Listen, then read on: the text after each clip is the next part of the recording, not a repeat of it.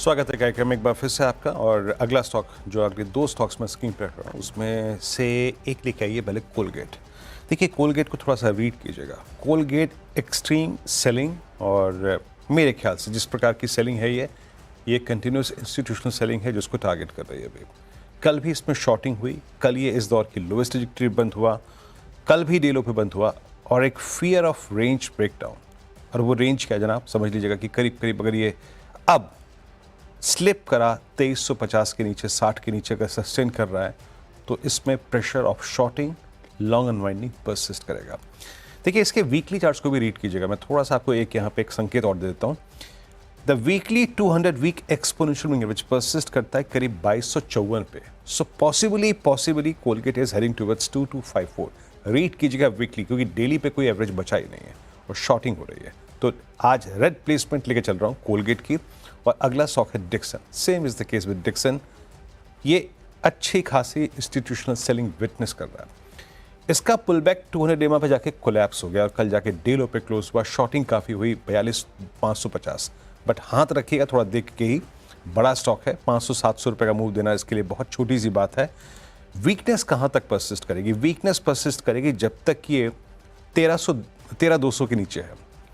13,200 के ऊपर निकला, 13,300 के ऊपर निकला तो शायद एक पॉसिबली शॉर्ट कवरिंग आया। बट अगर 13,200 के नीचे परसिस्ट कर रहा है तो वीकनेस आएगी। और एक और चीज़, इसका स्विंग लो है करीब 12,800 का मार्च सेकेंड वीक का। अगर वो टूटता है तो डिक्सन प्रेशर में और आएगा। आशीष। अच्छा, अपन ने दो ग्रीन करे थे, कोल इंडिया और मॉइल। कोल इंडिया पे अभी मॉर्गन स्टैनली की रिपोर्ट भी मेरे मेल में आई। ओवरवेट का कॉल है मॉर्गन स्टैनली का 525 के टारगेट्स के साथ। तो लंबी अवधि के लिहाज से तो खैर ब्रोकरेज को पसंद आ रहा है। पर हालांकि कोल इंडिया पे मॉर्गन स्टैनली का जो अपडेट है वो लार्जली नेगेटिव है, पर वो इवेंचुअल पॉजिटिव है, शायद अच्छे खासे अपसाइड्स। वो कह रहे हैं क्योंकि एलिवेटेड पावर प्लांट इन्वेंट्रीज थी इसीलिए कोल इंडिया के वॉल्यूम स्ट्रगल कर रहे थे। पर क्योंकि पावर डिमांड स्ट्रांग है, एक्सपेक्ट कर रहे हैं कि कुछ डायरेक्शन होता हुआ नजर आएगा और ऑफ टेक इंप्रूव होगा। पर Q1 में प्रेशर कंटिन्यू कर सकता है। इवेंचुअली हालात सुधरेंगे, इस लिहाज से मॉर्गन स्टैनली बुलिश। खैर आगे के स्टॉक्स पे बढ़ा जाए। कोल इंडिया इसलिए मेंशन करते थे क्योंकि टीम में ऑलरेडी था, भी वो खबर पे था प्राइस हाइक्स के चलते। पावर ग्रिड अगला स्टॉक है, रडार पे रखेंगे। दरअसल एक तो इन ग्लोबल अनसर्टनिटी से लार्जली है ना दूर है, डोमेस्टिक ड्रिवन पूरा मामला। ये एक सक्सेसफुल बिडर के तौर पे डिक्लेयर करे गए। एक टैरिफ बेस्ड कॉम्पिटिटिव बिडिंग थी इंटरस्टेट ट्रांसमिशन सिस्टम के लिए, जो कि मध्य प्रदेश का है। तो build own operate and transfer यानी कि BOOT बेसिस पर पावर ग्रिड को चुना गया है। खबर अच्छी थी, कंपनी अच्छी है और काफ़ी हद तक एलिनेटेड है इन ग्लोबल इश्यूज से, इसलिए पावर ग्रिड ग्रीन रखते हैं। अब वो ओवरऑल बाजार का मूड बिगड़ेगा तो फिर क्या अच्छा क्या बुरा, वो बात अलग। अगला सतलज जल विद्युत निगम SJVN अपडेट है। दरअसल इनका तो एक ट्रायल रन था 241-242 मेगावाट की phase 1 capacity Bikaner solar power project की। उसका फेज 1 ट्रायल के कंप्लीशन का अपडेट है। कुल मिलाकर 1000 मेगावाट में से 241-242 मेगावाट के ट्रायल रन कंप्लीट। इनके आर्म SJVN ग्रीन एनर्जी द्वारा।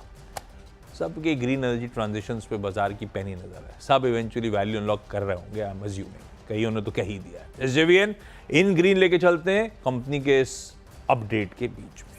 वीरू, दो पावर रिलेटेड स्टोरीज अपनी हरे में है। ओके, तो मैं गैस रिलेटेड स्टोरी ले लेता हूँ, उसके बाद आपने पावर लिए तो, और मैं यहाँ पे गेल का जिक्र करूँगा। देखिए गेल के साथ एक है चार्ट्स पे, अगर आप इसको रीड करें, जब ये किसी डायरेक्शन को पकड़ता है तो उस डायरेक्शन में कैपिटलाइज करता है काफ़ी समय तक। इसको आपने देखा होगा नवंबर 2023 में 137 का स्टॉक लगभग 200-250 रुपये हो गया। फिर 250 से अनवाइंडिंग शुरू हुई तो 150 हो गया।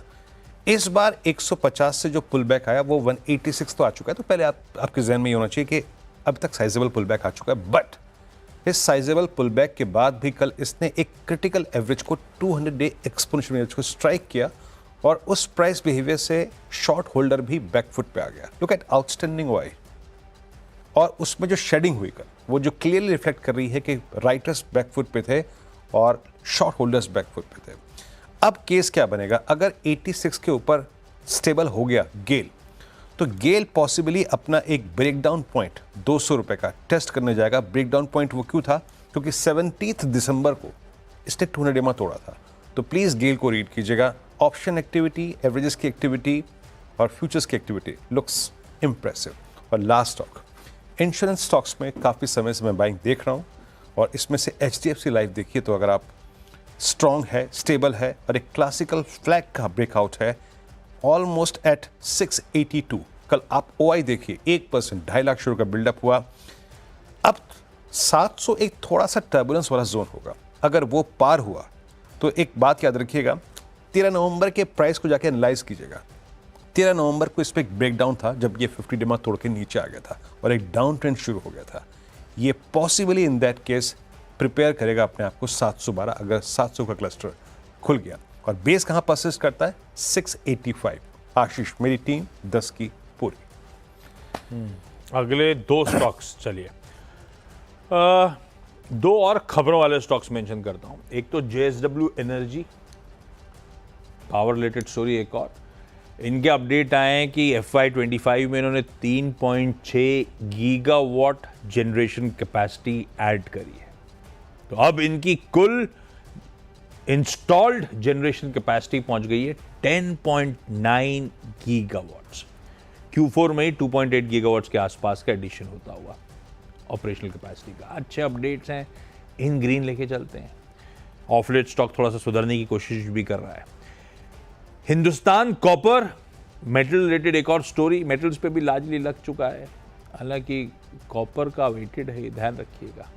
स्टील और एल्यूमिनियम का लग गया था, कॉपर की धमकी दे रखी है, पर वो धमकी के बाद बतौर बेस मेटल कॉपर में ऑलरेडी हमने एडजस्टमेंट्स प्ले आउट होते हुए देखे हुए हैं। FY25 मेटल का प्रोडक्शन जो है 11% साल दर साल जंप हुआ। ओर प्रोडक्शन का आंकड़े स्क्रीन पर आएंगे, हाईएस्ट एवर ईयरली ओर प्रोडक्शन है सिंस इंसेप्शन।